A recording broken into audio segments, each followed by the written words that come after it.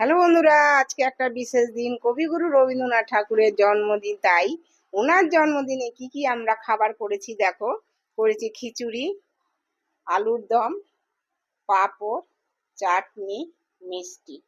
ব্যাস, এবার বেড়ে নিচ্ছি। দেখো, খিচুড়িটা করেছি আজকে হচ্ছে বিরিয়ানি চালের দিয়ে, গোবিন্দভোগ চাল করিনি, দেখতেই পাচ্ছ লম্বা লম্বা চাল, গরম আছে। আজকে শনিবারও আছে, ওনার জন্মদিন আছে, স্পেশাল দিন। সব দিক থেকেই তোমরা বুঝতেই পারছো কি কি বলতে চাইছি আমি।